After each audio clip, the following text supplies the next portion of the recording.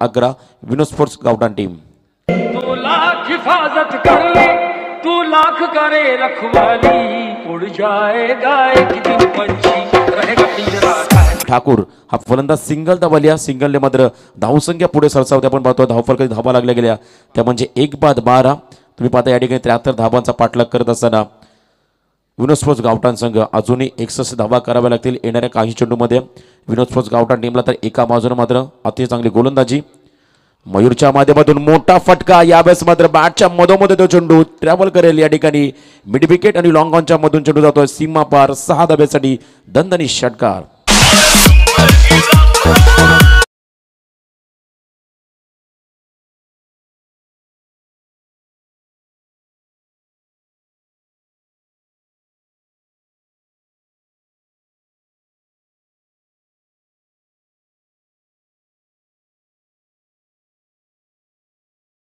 धन्यवाद डीजे। 18 धावा धावफलकावधी लागल्या षटकाराला जयदीपच्या बॅटमधून। पहिला चेंडू कदाचित फेस केला असेल जयदीपने आणि पहिल्या चेंडूमध्ये षटकारानं आपलं स्वतःचं अकाउंट ओपन केलं आणि या षटकाराच्या साहाय्याने मात्र 18 धावा देखील धावफलकावधी लागल्या गेल्या।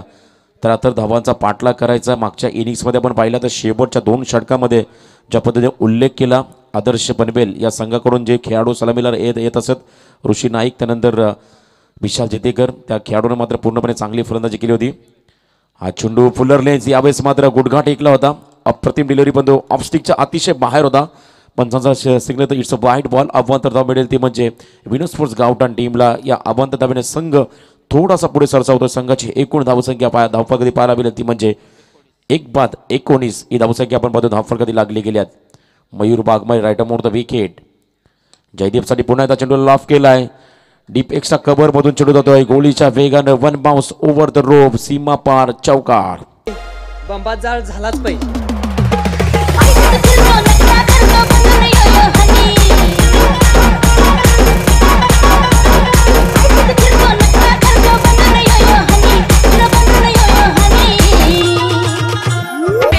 धन्यवाद डीजे। तर नक्कीच सफर पाहतो या ठिकाणी काल का परवाच्या दिवशी आपण पाहिलं तर इंग्लंड वेस्ट इंडिज दरम्यानला सामना 418 धावांचा पाठलाग करण्याचा प्रयत्न केला होता वेस्ट इंडिज संघाने, ज्यामध्ये क्रिस गेल ची फलंदाजी तुम्ही पाहिली असेल। आणि नंतर आपण पाहिलं रायगड ग्रामीण मधला आणखीन एक दर्जेदार खेळाडू ज्याला देखील क्रिस गेल या नावानं संबोधलं होतं, ज्याच्या नावावरती देखील एक शतक देखील इथे मात्र आपल्या संघाला मात्र विजयाच्या उंबरठ्यावरती नेऊन ठेवावं लागेल या फलंदाजाला। स्वतः संघनायक देखील आहेत। तर एका बाजूने मात्र सर्वांचं लक्ष केंद्रित झालं ते म्हणजे फलंदाज जयदीप मात्र कशा प्रकारे कामगिरी करेल येणाऱ्या चेंडूवरती।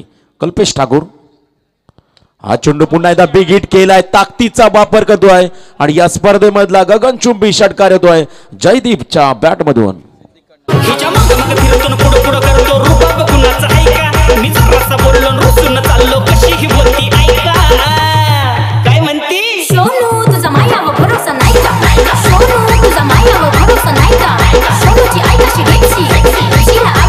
डीजे मागचा आपण संगीत ऐकला डीजे नितीनसाठी सिद्दीक कर्नालकर यांच्याकडून देखील 100 रुपयाचं कॅश प्राइज देखील आलं। खऱ्या अर्थाने या मैदानात आपण पाहिलं तर एक अविभाज्य घटक देखील बनले नितीन डीजे। सातत्याने 3ऱ्या वर्षी साऊंड सर्व्हिस सिस्टीम तुम्ही पाहता त्यांची या मैदानात। चांगला फटका आपण पाहिला जयदीपच्या बॅटमधून, पूर्णपणे बॅटचा फ्लो तुम्ही पाहता जयदीपच्या माध्यमातून। चांगली तगडी बॉडी लँग्वेज देखील आहे। पनवेल नगरपालिकेचं मैदान देखील गाजवलं होतं या खेळाडूनं, आज देखील मात्र या सामन्यामध्ये हा मैदान गाजवतोय। कल्पेश ठाकूर हा चेंडू यावेळेस मध्ये फुलर लेनचा चांगलं कमबॅक केलंय, ब्लॉक होल क्रिकेटचं ब्रह्मास्त्र फेकलंय तुम्ही ऐकताय। अकोटपा चेंडू वॉट अँड बेच कऱ्या तर चांगला फटका आहे लॉंग लेग क्षेत्राकडे, चांगला फटका येतोय सीमा पार 6 धाब्यासाठी दणदणीत षटकार जयदीपच्या बॅटमधून।